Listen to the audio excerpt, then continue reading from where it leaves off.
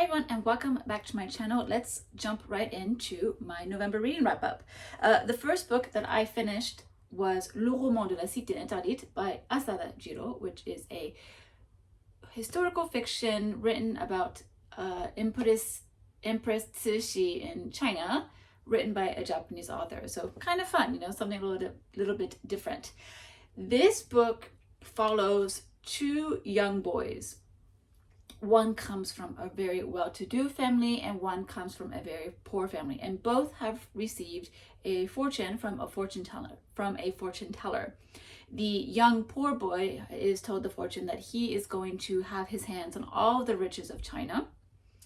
And then the boy from the good family says he will find his future at the side of the emperor. And so basically what happens is that we have one boy who becomes the Empress Cixi's right-hand man, and the other becomes the right-hand man of the emperor. And if you're familiar with this time period of history, basically Empress Cixi was basically governing in the place of her young nephew, the emperor, until it came to a moment where the Chinese elite were wanting to reform China and get rid of the emperor system and just recreate a new Chinese government.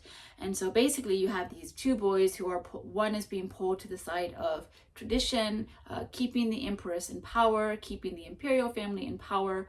And then you have the other side who is supporting the emperor, supporting the idea that the emperor will take over from the empress and then create a more reformative government, leading to a more democratic government. So this is basically the end of the imperial system before we are introduced to Mao and communist China. And this is the thick book. This is a 1,200-page book. This is the book I started back in July. I read about 300 pages. Then I went off to my vacation in France. Had to put the book down when I came back. I did pick it up again. It was a really good read for when I was at the beach. I was making progress, and then I had to put the book down again. And it was just like a very much on and off type of book. And it got to the point where I just really, really wanted to finish this. I will say that I was gripped for about the first 800 pages, but it came a point where the author introduced us to two new characters who are journalists. We have a Japanese journalist and we have I believe he's an American journalist. If not American, he's British, but he's on the English speaking side of journalism. And they are introduced, and I understand why they're introduced, because this book is all about overthrowing the government, trying to change the government. It's all about the nationalists versus the imperialists. You need the journalists because the journalists have access to more people. So to be able to keep the story going and be able to tell progress the plot about all of the scheming and the backstabbing and whatnot, you need those characters who have access to more of those kind of characters, compared to our two protagonists, our two main characters, who are kind of limited because they're so close to the emperor and the empress that they can't really sort of escape their placement. So I understand the introduction of the journalists in terms of progressing the plot, but I did think it made the book stall a little bit. I wasn't too much fond of the journalists, and I was more interested in our main protagonists. But I still enjoyed this book as a whole. This was a really fun book, especially for me, considering I've been reading a lot of nonfiction about the time period, especially since I read a biography about the Empress. I read a memoir from a eunuch who worked for the Empress. And then I had also read a memoir from one of her ladies in waiting. And then, so having all of that sort of brought to life via this very much fictionalized book, but still involving a real time and period, was a lot of fun.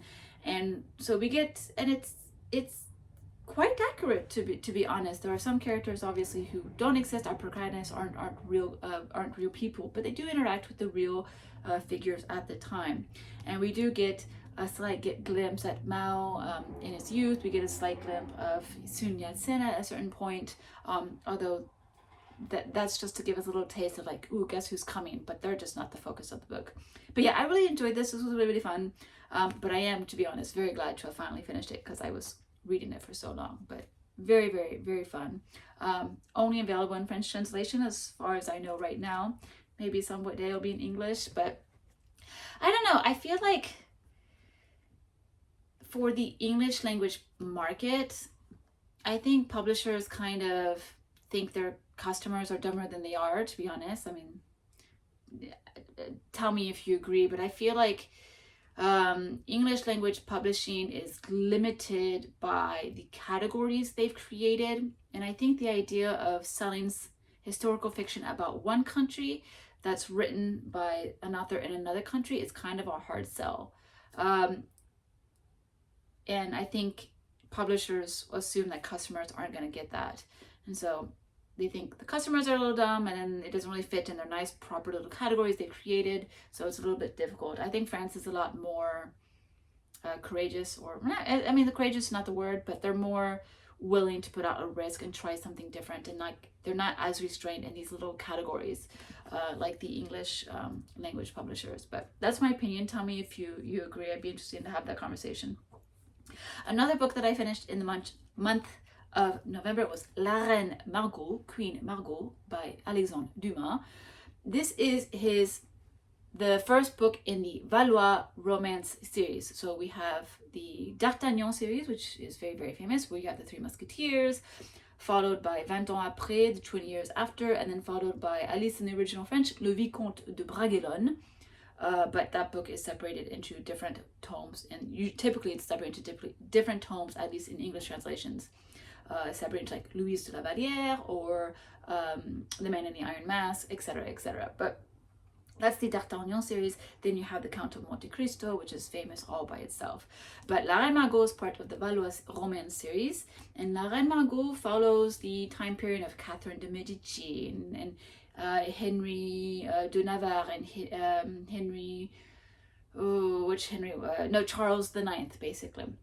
And this book follows it begins at like basically the night before the Saint Barthélemy massacre, where basically the Catholics set up the Protestants into a trap and then slaughtered them all. And it starts with that, and then it follows the politics that continue from that. What with the Catholics trying to regain control, or at least Catherine de Medici is trying to to keep control for the Catholics, keep her family on the throne, and is very much plotting and scheming to make sure that Henri de Navarre doesn't obtain the French throne. So it's a lot of plotting, it's a lot of scheming, and all of this with our reine, our queen Margot in the center, because she is the daughter of Catherine Medici. She is the sister of the current ruler, French king Charles IX, but they married her off to Henri de Navarre, who is supposed to be the leader of the Protestants. And La Reine Margot decides to align herself with Henri for his safety, the safety of people in general, and just to protect herself as well. And because of that, you get so much backstabbing and scheming and plotting and revenge, and there's poisons and murders and assassinations, and it's a fantastic plot. Really, really, really a lot of fun. The only thing for me personally, this is actually the second time I read this. I read this for the first time in 2012. I decided to reread it now because I bought volumes, or the second book and the third book in the series, and I knew I needed to reread this book before I started those other books because it's so much plotting, there's so much scheming. Even though this is technically historical fiction, it is all based on real events. Saint Barthélemy massacre is a true event.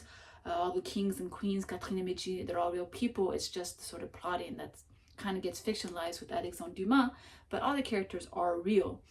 But for me, I'm not familiar with French history. Since I am French, but I didn't grow up in France, so I didn't learn French history. I learned American history, so I'm not as confident with my knowledge of history. So I knew I needed to reread this.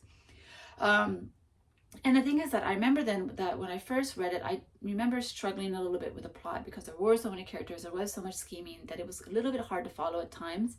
And I found that I still had the same issue upon my reread.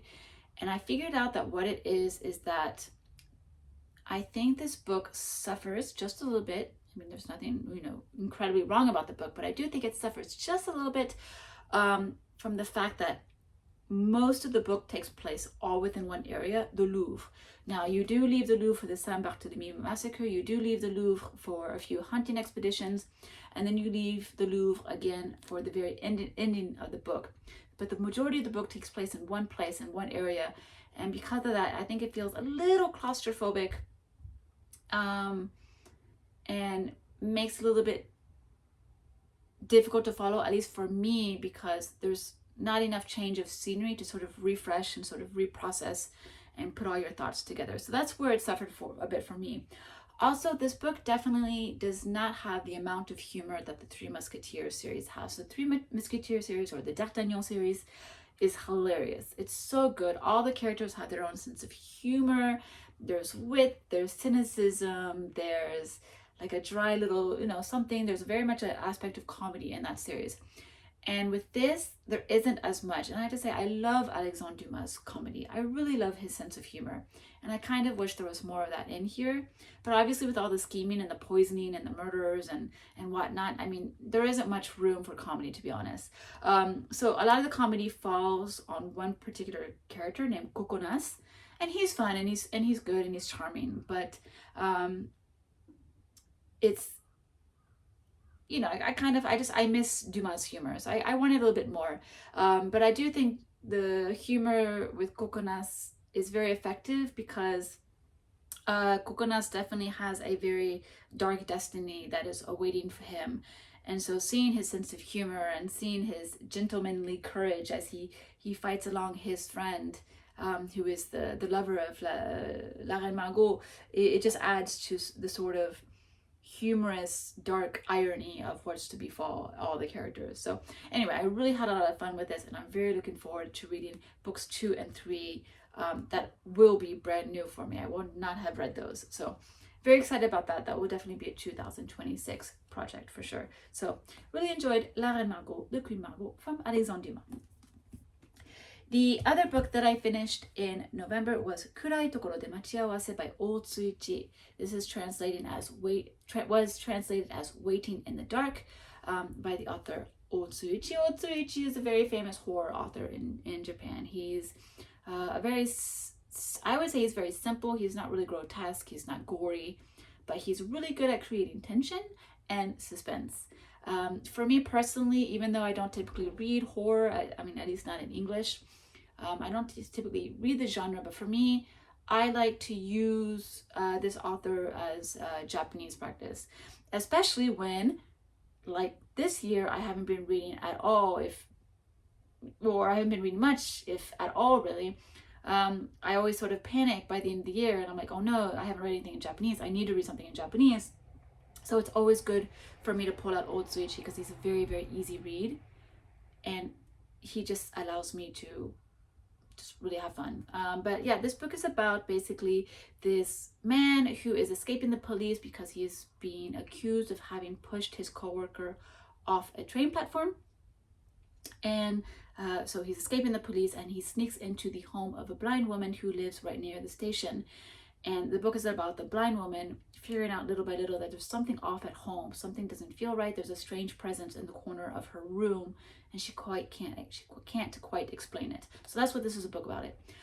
This was fun. It was enjoyable. I do think it's a little bloated. It did not need to be a 250-page novel. I think this would have been a really, really good 50-page short story. I think Otsuichi is really good at short stories. I prefer his short stories. So it feels a little bloated, but it was fun nevertheless. And again, Otsuichi's a really great writer to get me back into the rhythm, back in the feel of reading Japanese again, because he is such an easy read. So it gives me confidence to read something more difficult after this. So enjoyed that. I think my friend might have just arrived. I don't know if I'll be able to talk about this last thing. Let's try. The last thing I read And the month of November was the last remaining 14 volumes that I needed to read in the Be Blue series soccer manga. I just posted a video last week where I was talking about all the books that I needed to finish in the year. Those were part of it. And then the Be Blue manga, Be Blue's soccer manga was also a part of it. This is a soccer manga that I started back in spring. I read one series every year. I think next year I'm going to try and read a little bit more, but I do tend to read one series per year. And for some reason I just put it down. I don't know, this year I wasn't in a manga reading mood. I was more in the mood of reading novels, especially since I was reading such good long classics. I was just really digging reading so many tomes after tomes after tomes again, that reading manga wasn't a priority.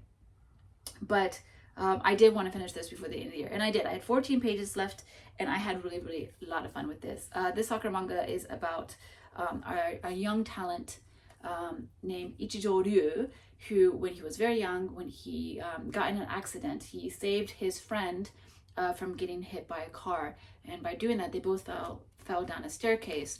And while his friend was able to get away with very few minor injuries, our main protagonist basically broke his leg, broke other things, and it made him lose 2 years of very valuable time, having to recover, having to heal, having to re-find himself. And the manga is all about him rediscovering himself, rediscovering that talent, that instinct he had for soccer that seems to have disappeared ever since he lost, all that time when he was young. And it's also a really great series. I really enjoyed this one. It's definitely one of the more realistic series that I've read in the soccer manga genre, especially towards the first half. It's a lot of the training scenes are really very accurate soccer.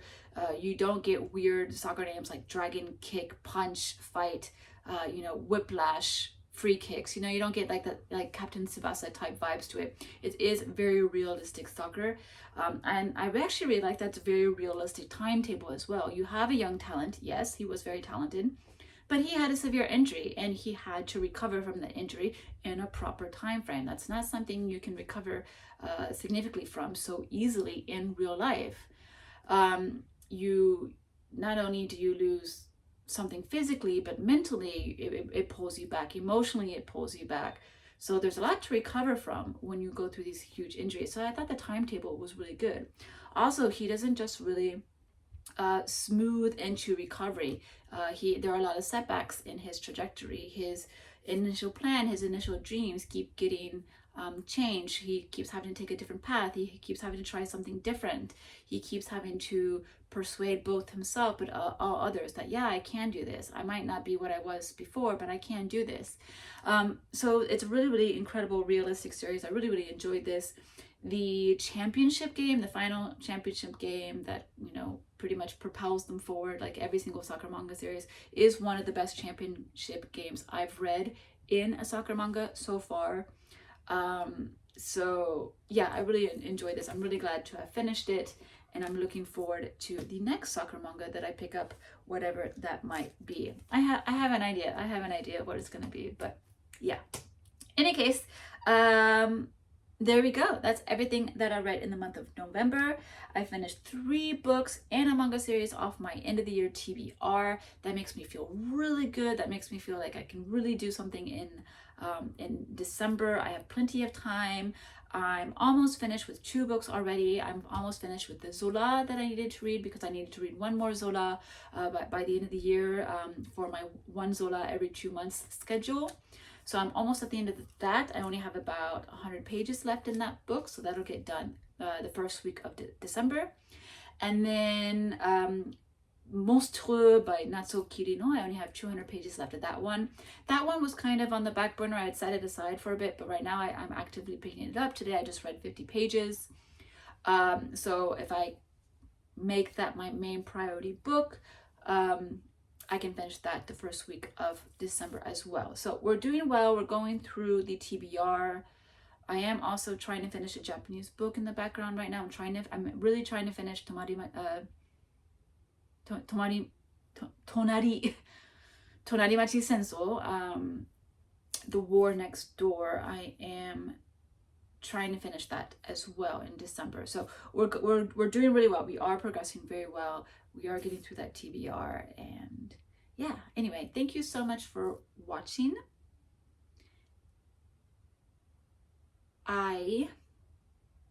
What was the video I was gonna do for next week? Ooh, oh no, I had ideas, I had plans, and then all of a sudden the thought just disappeared. I'm gonna think on that, and hopefully I will remember so that you will have another video next week. So yeah, again, thank you so much for watching, and I will see you next time. Bye.